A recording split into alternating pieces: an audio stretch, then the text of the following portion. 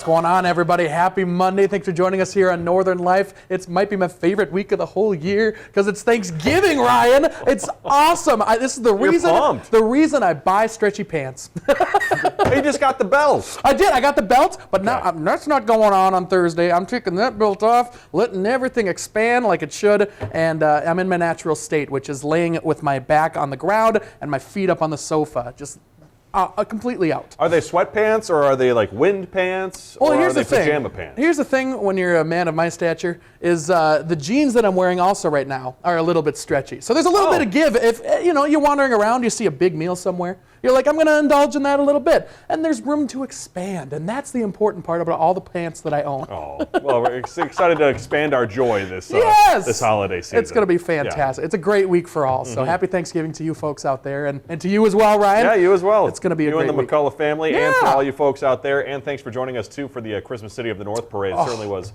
a fun night. It went very well. Yep. Yeah. Well, hey, it's been more than 50 years since the Brady Bunch squared off on screen. Squared off? Signed off? Squared off? Are they fighting? Well, I think they're talking maybe I didn't read this text beforehand, but because they're in the squares. Going to fight somebody? They're in the squares. Okay, yeah, okay. I didn't write it. But all these years later, the Brady home is now bustling once again. And so in 2019, HGTV actually bought the famous mid-century home you see on the outside. And they shot it in studio, so obviously the inside didn't match. But now they have flipped its interior to match the series. So now tickets for a tour of the home actually quickly sold out incredibly quickly. But owners of the Brady home plan to offer another tour in the future and donate those ticket sales to a local nonprofit. I've just got the song stuck in my head right now. Did you watch the Brady Bunch? Did you watch the movie? I don't know if I ever watched the movie. I always heard that was fantastic. I watched it a little bit growing up. Okay, yeah, I watched the original series. Yeah, with all the original people and Alice and everybody. Sam the Butcher. Someone gets hit in the face with a football.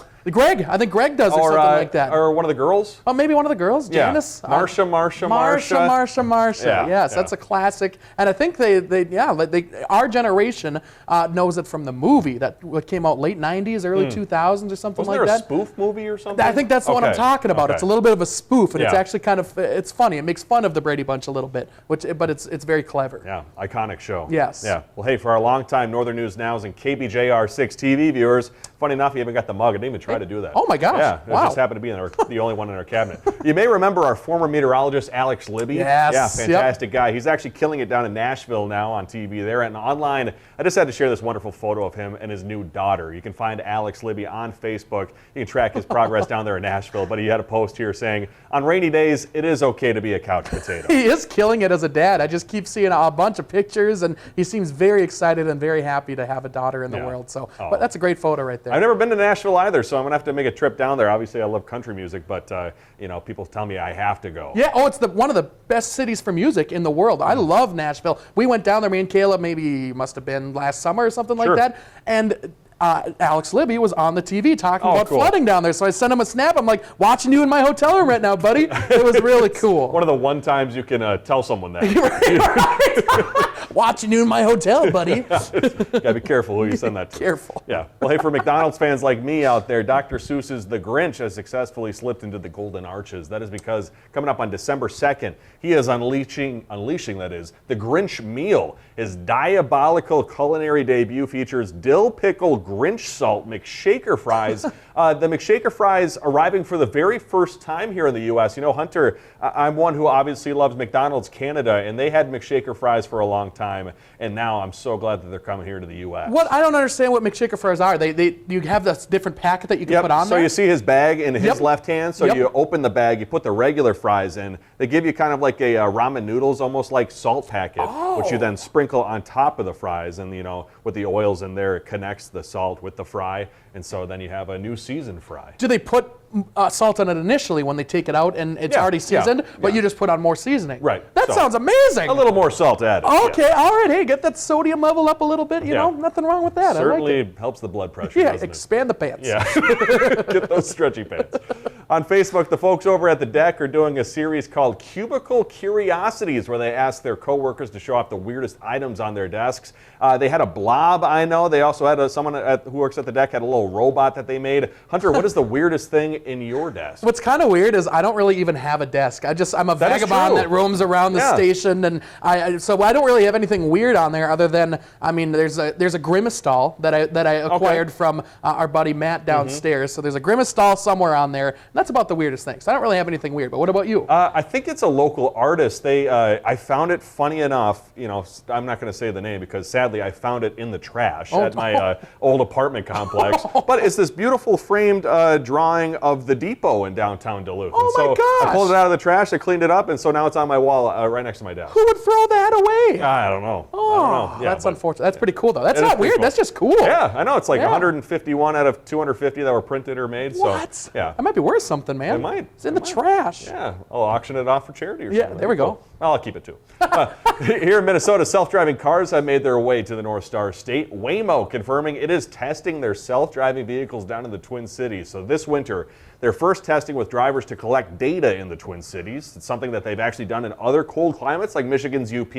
But according to state law, rides officially can't happen quite yet. However, some lawmakers are hopeful that that legislation will get approved. You're a Twin Cities boys, no stranger to the streets, my friend. And yes. What are your thoughts on the Waymos coming to the Twin Cities? I got to tell you, they better have a lot of cameras because a lot of those Twin Cities drivers, they're zipping and ripping through those interstates. Aren't we rated as one of the worst cities, like for drivers? You know, I got to tell you, the folks in North Carolina might be some of the worst drivers I've ever seen. Chicago's fast, but I went to North Carolina for my future sister-in-law's wedding, and man, some of the worst drivers I've ever seen. So Waymo, don't go to North Carolina. I'm sure you'll do fine down in the Twin Cities. Hopefully you'll be okay down there. Yeah, keep your cameras on. Well, hey, coming up, an inside look at the world's best cheese and how it's judged. We'll see you in a bit.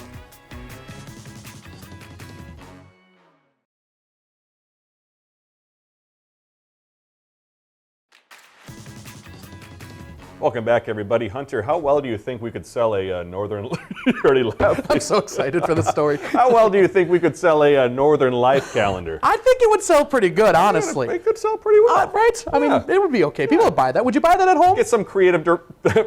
Very good. We'll get some creative direction from Ben Reed upstairs. Sure, he could be in the calendar too. Oh, wow. Why He's not? a good-looking dude. Yeah. Well, hey, some Illinois farmers out there have been working on a project to raise money for a good cause. It is a 2026 Dude-War calendar featuring, quote, sexy farmers of Illinois. It is meant to be very lighthearted. The money raised from calendar sales will go toward an Illinois farmers' mental health program with an initiative that operates as a 24/7 confidential helpline for farmers and their families. I love this idea. How cool is that? What a great cause. I just can't stop thinking about farming euphemisms, though, that I probably can't say on TV, unfortunately. Yeah, but it is pretty awesome. Like, especially when you can tell that the people in the shots are having all sorts of fun. He's got a coat on his back. And then people are like, you see those people having fun, and you're like, of course I'm going to buy that and help a good cause. Exactly. Yes. Amen. And those farmers are ripped. Oh yeah. Jeez, I guess it takes a lot of work to. Farming takes some effort. They're not wearing stretchy pants. Yeah, they got natural jeans on. They're not eating the Grinch salt. I tell you what. Yeah. No, there's no way. Well, good luck with that. That's going to be really cool. We should get one in the studio here. That'd be great. World of Cheese, the World Cheese Online Award. What am I reading? What am I saying? The World Cheese Awards. The World Cheese Awards. That's what it is one of the biggest events of the year for dairy producers, gathering record amounts of cheese in one giant aroma-filled venue. You're going to need some stretchy pants for that one. Barry Neild went behind the scenes at the awards in Switzerland to find out how the judges taste their way to a final decision. We're here today in Bern, the capital of Switzerland, at the World Cheese Awards. Behind me are more than 5,000 cheeses from 46 countries. They are vying for the title of the World's Best Cheese 2025. The World Cheese Awards is one of the biggest events of the year for dairy producers, gathering record numbers of cheeses in one giant, aroma-filled venue. It was started in 1988 as a way to celebrate the international cheese scene, and it's now held in a different country each year. Cheesemakers, experts and aficionados all gather to share knowledge and taste as many cheeses as possible. You know if a cheese is very good, if you want another piece. What does it mean to win? Everything. Having the best cheese in the world, you must be pretty good at what you do. To find a winner, small groups of judges each taste 40 different cheeses. Their favourites go through 2 more rounds of selection before a champion is crowned. Does your mouth get really tired of eating cheese? We do lots of water, make sure our palate's refreshed with apples as well. And we try and work our way in order, mild to more strength. The aromas, they're assaulting you from every direction. And for somebody who loves cheeses like me, this is really frustrating. Only the judges can taste them. It's just great just to smell them and just be among all these special different cheeses. Oh no, don't tempt me. Oh no. So we look at the cheese, we look at the rind, we look to see whether the rind is consistent, and then we check the body and texture. We bend it until we see whether it breaks or not. Then we smell it and see what the aromas are like and if it's expressive. I'm looking for personality in our cheeses. And I'm still eating cheese and you're still not. It's frustrating. I've seen some incredible cheeses around here. There's goat cheeses, cow cheeses, camel cheeses, blue cheeses, purple cheeses, green cheeses, cheeses in jars. I've seen cheeses that will haunt me for the rest of my days. There's blue spores everywhere. By the time we're done here, we will not want to see cheese for weeks. So we're at a crucial stage in the competition now. Each of the 110 judging tables has chosen their Super Gold winner. We're not allowed in there, it's all hush-hush. So we've just got to wait on the sidelines to find out the news. Is it a really competitive world? You know, everyone wants to win. I think we're human beings, right? But I think everyone wants to make artisan cheese better. I think that's more important to us. We're just waiting to find out who is the big winner. The Berkeiserei Wohlgefühltigen Gruyère ARP Special from Switzerland! Congratulations, World Cheese Champion 2025! How does it feel to win? It's very overwhelming.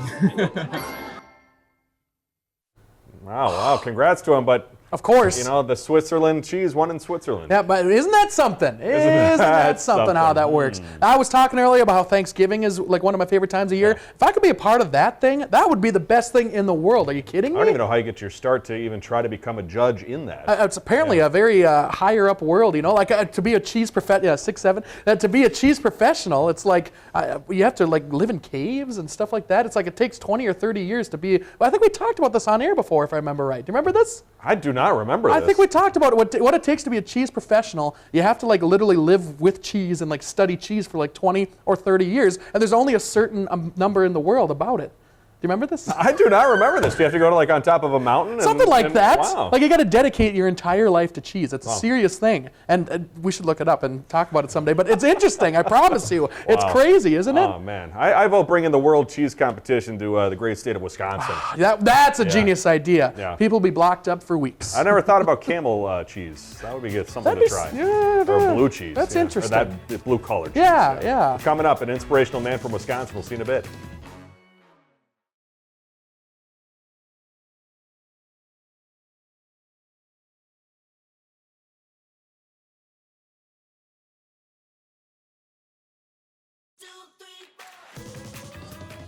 Welcome back, everybody. Director Shania and Hunter here jogged my memory of us going to Burnett Dairy to talk about that with the man who has been making cheese for them. I don't even think I was on that shoot. I think I was busy at the time, but I remember you guys, I remember that stuck in my head what you guys were talking about. I'm like, that's insane, a seriousness surrounding cheese. If the folks at home could understand just how many conversations I have with Hunter and then try to recall, like, bring them back in future conversations, it almost never happens. No. So the fact that Hunter knew of something that he then recalled on today's episode. It never goes that way. Never goes that way. So I suppose I was caught off guard. So I will apologize to the folks at home. I finally feel like I'm okay. I've got one in the win column for Hunter. You got me. There we go.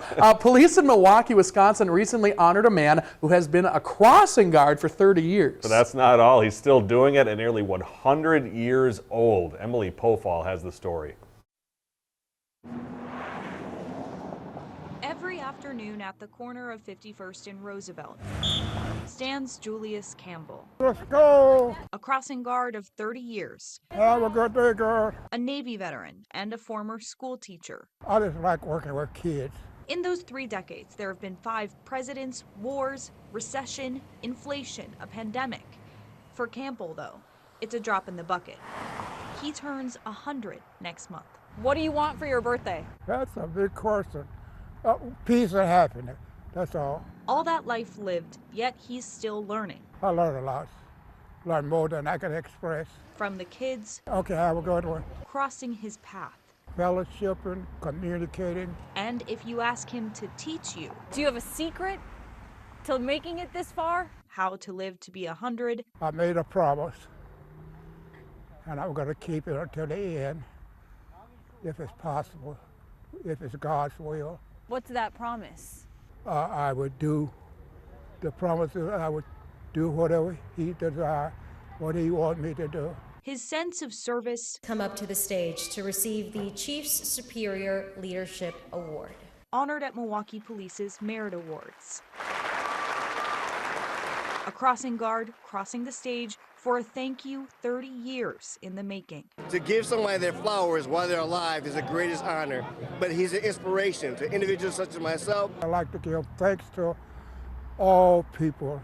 They have made me what I am. Campbell says it's gratitude that gets him up in the morning. His secret, not so secret anymore, is something to live for. Okay, yeah, see you tomorrow. Oh, Wow. Yeah, it just almost brings a tear to your eyes. That's an amazing story, the dedication, and he's still at that age and still doing this job. I feel like we air a lot of stories about people that are turning 100 years old, and every time it's like, you don't look even close to 100. Yeah, that guy could be 75 years old easily. Yeah, wow, just an incredible gentleman. And I Yes. think as I get closer to the age of 30, I know it's not anywhere near the age of 100, but I think it's such a big benchmark where I'm trying to like play things through in my life to like, figure out what I want. And the fact of hearing about peace and happiness, man, that just hits a little bit harder as you get towards my own benchmark. Yeah, seriously, I bet when you're at that age, there's a whole new perspective that you have on the world and on everything, and just that's sharing it right there is what he was just talking about. That's pretty amazing. And also providing such an incredible service to the folks over there in Milwaukee to make sure that today's youth and their parents can cross the road safely. That's pretty awesome. Absolutely love it.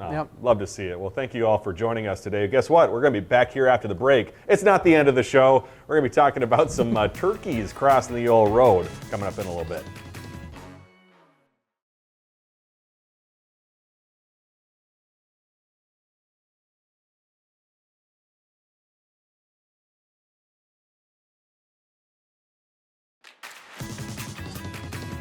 Welcome back. I told you we'd be back. Right there we are. We don't lie ever. What? Can't get rid of us.